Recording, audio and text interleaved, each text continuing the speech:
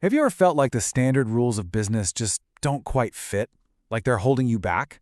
Well, today, we're going to look at a completely different playbook. We are diving deep into 6 counterconventional mindsets that have fueled some of the most innovative companies on the planet. This is not your typical B-school lecture, nope. This is all about breaking the rules to build something truly extraordinary.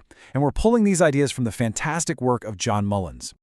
Okay, let's set the scene. Picture it. 1995. A graphic design teacher, Linda Weinman, has this simple little problem. She needs a digital sandbox, a place where she and her students can just mess around with these new, cool tools like Photoshop. So for this little side project, she goes out and buys a domain, lynda.com. So that simple digital sandbox? Yeah, it didn't stay simple for long. It grew and it evolved, and in 2015, LinkedIn came knocking and acquired it for a staggering, just jaw-dropping $1.5 billion. So you have to ask, right? How does a teacher's side project explode into a billion-dollar business? The answer is pretty simple. Linda Weinman is the living, breathing embodiment of a different way of thinking. She didn't follow the pack. She succeeded by breaking the conventional rules and embracing a set of really powerful, counterintuitive mindsets. So what's the secret sauce here? Well, it all boils down to one word: mindset. The best way to think about it is like your brain's operating system. It's the pre-programmed way you see the world, and for entrepreneurs, it's everything. It's how you spot and, more importantly, how you react to opportunities. And here's the real kicker. The 6 mindsets we're about to unpack, they fly right in the face of what you learn in a typical MBA program. I mean, they completely challenge the conventional wisdom that runs big corporations, especially when you're talking about strategy, marketing, and managing risk. All right, let's get into it. Mindset number 1. You've probably heard the conventional wisdom. Stick to your knitting, right? Focus on your core competencies, the stuff you're already amazing at, and say no to everything else. But the entrepreneurial mindset? It's the polar opposite. It's a resounding, yes, we can. Just look at this guy, Arnold Correa in Brazil. His company managed events. Simple enough. Then a customer throws him a total curveball. Can you install a satellite uplink system in 260 of our stores? He had zero experience in that. The corporate playbook screams no, but he said, you know what? Yes, we can. And then later, Walmart needs screens on their sales floors. Same answer. Yes, we can. That willingness to say yes, to figure it out, led him to reinvent his entire business 4 separate times. Now for mindset number 2, which goes against the big company obsession with products. Just think about Coca-Cola for a second. New Coke, Diet Coke, Cherry Coke, Coke Zero. It's all product, product, product. The entrepreneurial approach is totally different. It is problem-first logic.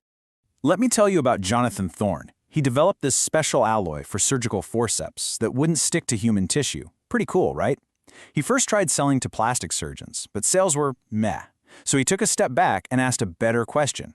Who has the biggest, most painful problem that my invention can solve? The answer? Neurosurgeons. For them, a sticky tool isn't just annoying. It's a critical life-or-death problem. By finding the real pain point, he built an incredible business. Okay, on to mindset number 3. Big companies are always chasing big markets. They've got to move the needle, But so often, entrepreneurs find incredible success by doing the exact opposite. They think narrow, not broad.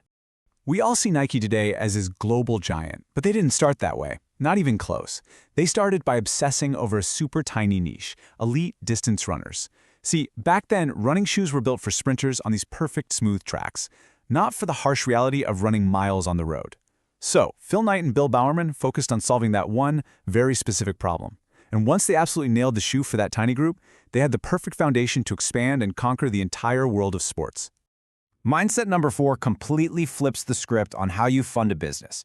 Big companies, they have deep pockets. They're awash in cash, but entrepreneurs, they have to be way more creative. And their secret weapon is getting customers to pay for the business before the product even exists. It's all about asking for the cash up front and then using that float to build your dream. Think about it. When Elon Musk and the original Tesla team were just starting, they had this audacious plan for their very first car, the Roadster. Before they had even built a single one, they went out and started selling the first 100 of them. And guess what? It worked. They sold all 100 cars at $100,000 each, and they asked for the full amount up front. Just do the math on that. That's $10 million of customer money sitting in their bank account to actually fund the production of those very first cars. Genius. And they didn't stop there. For the Model 3, they took this idea to a whole new stratosphere, securing $500 million in customer deposits before that car was even built. That's the mind-blowing power of asking for the cash. All right, let's talk about mindset number 5. The corporate world teaches you to analyze a project's return on investment, run the numbers, and only then do you commit the capital. Entrepreneurs have a different, much scrappier motto: beg, borrow, but please don't steal. Check out the founders of GoApe, a treetop adventure company over in the UK. They had this amazing idea, but there was one, well, huge hurdle. They couldn't afford to buy an entire forest. I mean, who can? So they got creative. They went to the UK Forestry Commission and pitched a partnership. They literally borrowed the trees, the parking lot, even the bathrooms. All they had to do was build their adventure kits in the trees. This brilliant move just slashed their startup costs and let them build a national business on a shoestring. And finally, we've arrived at mindset number 6. And I'll admit, this one's a little provocative. In a big company, any new idea has to go through the legal department. It's so easy to get a no and almost impossible to get a yes. The entrepreneurial mindset is, well, it's don't ask for permission, just get on with it. Just think about Uber. If the founders had gone to the regulators in San Francisco and said, "Hey, can we start a taxi company without any taxis?" The answer would have been a fast and hard no. So they just launched. Now, it's really important to get this right. This is not about breaking laws or being unethical. It's about taking decisive action when the rules are unclear, or maybe they just haven't caught up with a brand new idea yet.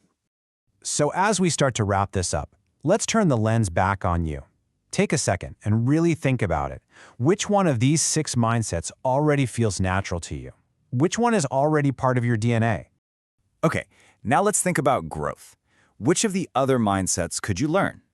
The really great news here is that these aren't some innate traits you're born with. They are absolutely skills that you can practice and develop over time. And let's think beyond just ourselves for a moment. Is there someone on your team, someone you work with, that you could share these ideas with? Could you maybe teach them one of these mindsets to help them tackle a problem they're facing? And maybe most importantly, what about right now, today? Is there a challenge sitting on your desk, a problem you're wrestling with, where applying just one of these mindsets could be the key to finding a breakthrough? And that right there is the key takeaway. These aren't just for some startup whiz kids in Silicon Valley. These are 6 incredibly powerful, rule-breaking mindsets that literally anyone can adopt to make a real impact. Maybe it's your turn to change the world. Thanks so much for joining us for this explainer.